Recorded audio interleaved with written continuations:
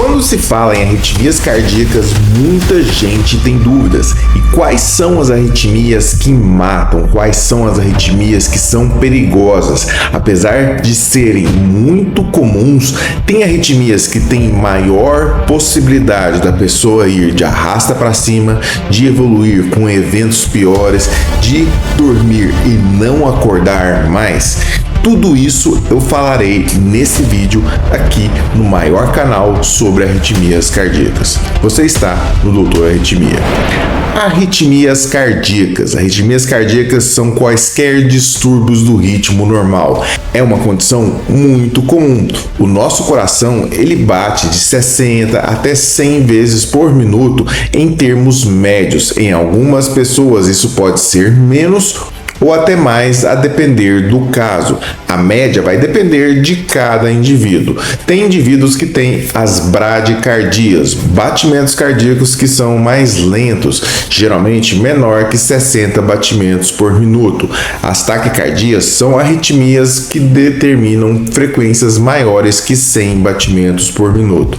Mas nem todas bradicardias ou nem todas taquicardias são perigosas. Isso eu vou explicar nesse vídeo para vocês. Arritmias cardíacas que têm alguma alteração no ritmo também podem ser não relacionadas com a frequência, por exemplo, nos casos de extrasístoles.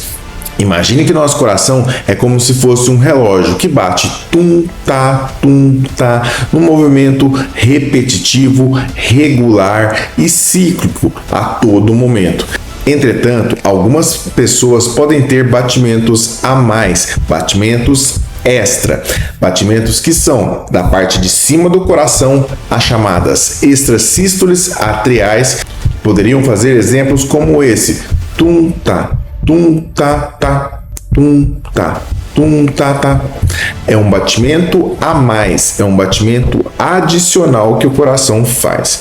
Entretanto, outras pessoas podem ter batimentos também da parte de baixo, do ventrículo do coração, da parte muscular, fazendo o caso de ter adicionalmente batimentos anormais, as chamadas extrasístoles ventriculares. Nem tudo que vem do ventrículo é uma arritmia maligna e eu já vou te explicar por quê. As arritmias, então, extrasistólicas, extrasístoles, elas podem ser da parte de cima, supraventricular, e também da parte de baixo, da parte ventricular, da parte muscular do coração. Determinando se é uma bradicardia ou uma taquicardia ou então extrasístole, também podemos falar que as bradicardias da parte de cima do coração são bradicardias sinusais, bloqueios atrioventriculares do primeiro grau, e da parte de baixo do coração já são bloqueios piores, bloqueios atrioventriculares totais ou então bloqueios atrioventriculares do segundo grau.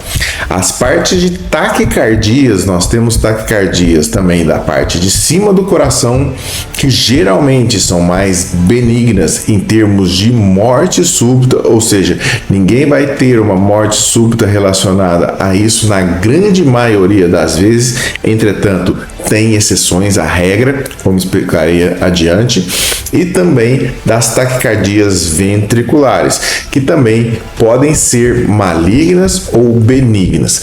Tudo isso pode estar muito confuso, mas eu irei simplificar. O que vai fazer uma arritmia cardíaca ser maligna ou ser benigna vai depender de alguns fatores. Vamos fazer de critérios gerais. O que uma paciente tem para ter uma arritmia que seja maligna, que seja relacionada à morte súbita, ou seja, aquele paciente que tem um sintoma relacionado a uma arritmia, infelizmente falece de repente. Isso nas primeiras 24 horas. Isso é considerado o conceito de morte súbita. Outro paciente pode ter uma arritmia benigna, por exemplo, e o coração formar coágulos decorrentes dessa arritmia. A condição pode até levá-la a óbito, mas isso não quer dizer que essa arritmia seja maligna, porque geralmente não foi a causa do óbito dessa pessoa, e sim foi uma causa secundária de algo que fez. Entretanto, para aquele paciente é uma condição maligna, é uma condição ruim, é uma condição que teve um desfecho muito ruim. Então essa condição é considerada desfecho fatal. Mas uma arritmia, por exemplo, como uma fibrilação atrial que faz coágulos, não é considerada uma arritmia maligna, até mesmo porque as pessoas não têm uma morte súbita relacionada a essa arritmia. Geralmente é uma complicação da arritmia cardíaca. Isso eu queria deixar bem claro aqui para vocês. Do mesmo jeito que taquicardias supraventriculares. Taquicardias supraventriculares geralmente são taquicardias mediadas por fiozinhos a mais dentro do coração, muito comuns em indivíduos jovens que podem ter feixes que desencadeiam arritmias de frequência 100, 200, 300 batimentos por minuto, mas também não são consideradas malignas em muitos dos casos. Entretanto, tem a síndrome de Wolff-Parkinson-White, que ela pode sim, infelizmente, ela conduzir de cima para baixo muito rápido e ser maligna. E aí ela foge daquela regra de arritmias da parte de cima do coração serem um pouco mais benignas da parte de baixo. Nesse caso, arritmias do tipo de síndrome de Wolff-Parkinson-White, elas podem cursar sim com eventos malignos.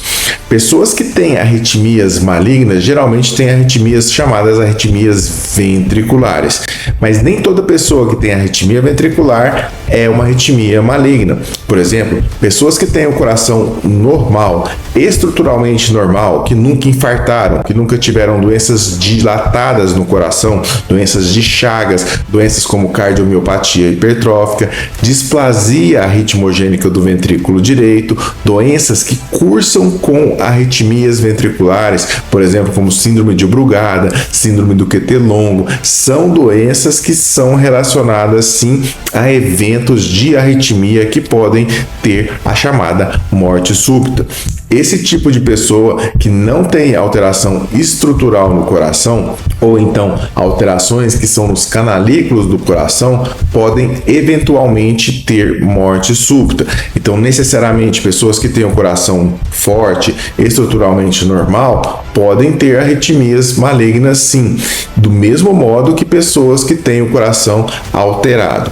Entretanto, existem pessoas normais, coração normal, sem nenhuma dessas condições que eu falei, que podem ter arritmias ventriculares, extrasístoles ventriculares também e ser completamente benigno. Então, preste atenção que são condições diferentes. Pessoas que têm Chagas, miocardiopatia hipertrófica, QT longo, síndrome de Brugada, miocardiopatia isquêmica, já infartaram e têm arritmias ventriculares, a depender do caso, principalmente quando o coração está fraco, dilatado, crescido, podem ter arritmias que são malignas. E nesses casos, teriam duas terapias. Além da terapia de tratar com medicamento, compensar o coração, pode ser necessário o cardiodesfibrilador. O cardiodesfibrilador é um aparelhinho como esse aqui, que é um aparelho que vai fazer a reversão da arritmia cardíaca, podendo fazer de forma de estimulação rápida ou até mesmo revertendo com um choque, uma terapia que vai fazer a reversão das taquicardias ventriculares, fibrilação ventricular,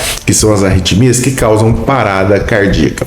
Esse tipo de aparelho, ele salva vidas, geralmente é indicado nessas doenças que são primárias, por exemplo, como síndrome do QT longo, síndrome de Brugada, ou então naqueles pacientes que têm arritmias do tipo taquicardias ventriculares ou tiveram uma parada cardíaca que foi ressuscitada, que foi abortada adequadamente. Por isso ele está vivo e necessita colocar um aparelho desse. Pacientes que têm um coração muito fraco, muito dilatado, também tem indicação de colocar um aparelho desse, pois sabemos que esses pacientes, infelizmente, falecem de arritmias cardíacas do tipo fibrilação ventricular. É por isso que a avaliação de um especialista muitas das vezes pode ser necessária para indicar um aparelho desse. Algumas condições podem ser necessárias para você ver se precisa colocar um aparelho desse, como por exemplo, o estudo eletrofisiológico diagnóstico.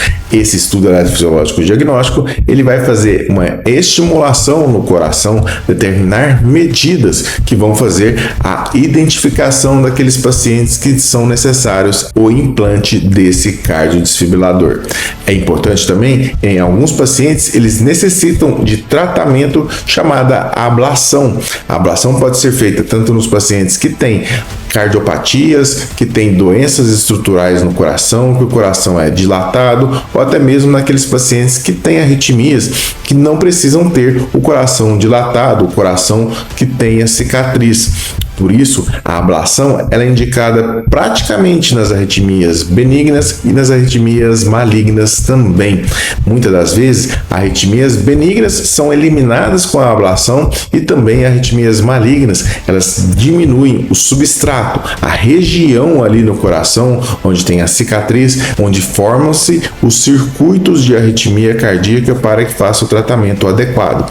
Então, muitas das vezes, o tratamento não é curativo nessas condições onde o coração é mais dilatado, e sim, ele é adjuvante, ele vem para ajudar, para melhorar, para diminuir os choques, as terapias que estão sendo dadas pelo cardiodesfibrilador naqueles pacientes com taquicardias ventriculares e principalmente aqueles pacientes que estão tendo terapias apropriadas, ou seja, terapias que estão sendo revertidas com o aparelho, mas o paciente não suporta mais tantos choques. Muitos choques no coração relacionados ao cardiodesfibrilador, infelizmente, pode dilatar, piorar mais a função do coração. Além disso, é muito desconfortável para o paciente tomá-los porque é muito doloroso.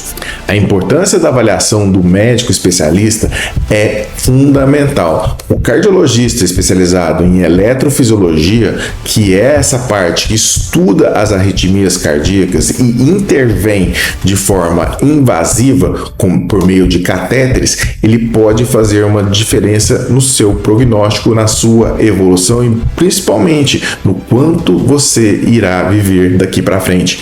Pacientes que têm taquicardias que são benignas, como taquicardias supraventriculares, por exemplo, eles podem ser ablacionados e serem curados com a ablação por radiofrequência, a crioablação, até mesmo a ablação de campo pulsado. Hoje evoluímos bastante nessa tecnologia e temos vários tipos de material, de aparelhagem que pode tratar e curar as arritmias cardíacas. Então, falar que a arritmia cardíaca mata, isso também é um porém muito grande. Arritmias cardíacas que podem ser benignas para algumas pessoas, infelizmente, em alguns corações podem causar muitos transtornos. Por exemplo, vou dar um exemplo aqui. Extracístoles ventriculares que têm alta quantidade, alta densidade, ela pode ser considerada uma arritmia benigna, principalmente se a pessoa tem um coração normal.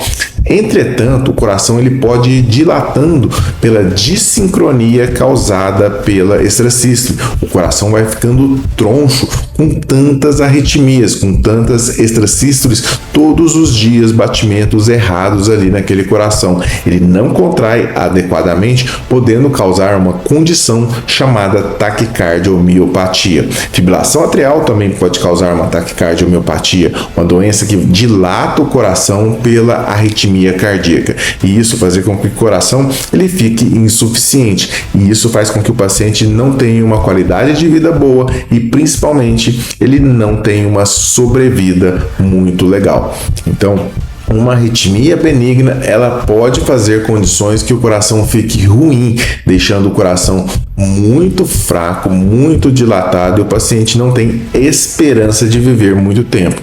Então, a arritmia cardíaca mata? Sim, mata, e algumas pessoas têm que saber qual a condição dela. A avaliação do especialista vai fazer a determinação de tirar uma arritmia que mata para uma arritmia que foi curada, ou então de uma arritmia que mata para tirar esse risco máximo possível para que faça o tratamento adequado, seja com medicação, seja com ablação ou implante de cardiodesfibrilador em condições necessárias, em condições que o paciente necessita de implante implante desse tipo de dispositivo para viver ainda mais. Por isso, é fundamental que um eletrofisiologista avalie esses casos, principalmente esses casos que dão mais dúvida para o cardiologista clínico. Ou então você está sem um cardiologista especializado, você pode se consultar comigo através das consultas de telemedicina, onde eu deixo o link aqui para vocês fazer as consultas, enviar os exames ou que eu solicite os exames necessários para que eu faça uma análise profunda do seu caso. Por isso, várias pessoas vêm de vários lugares do Brasil e do mundo até mesmo para operar ou fazer os procedimentos aqui comigo. Eu sou um cardiologista especializado em arritmias cardíacas, estimulação, marca-passo, cardiodesfibrilador, toda essa parte ligada ao mundo das arritmias cardíacas e marca-passo. Por isso, é importante que essas informações que eu trouxe aqui para vocês fiquem sedimentadas no seu conhecimento, ou se é para outra pessoa que você está pesquisando isso, não deixe de compartilhar esse vídeo com mais pessoas. Essas informações podem salvar vidas. Agora você pode se tornar membro oficial do nosso canal. Além de inscrito, seja membro e faça parte de um conteúdo exclusivo para você. Então, a partir de R$ 4,99 por mês, você vai ter conteúdo exclusivo com vídeos semanais só para você que é membro do Doutor Arritmia.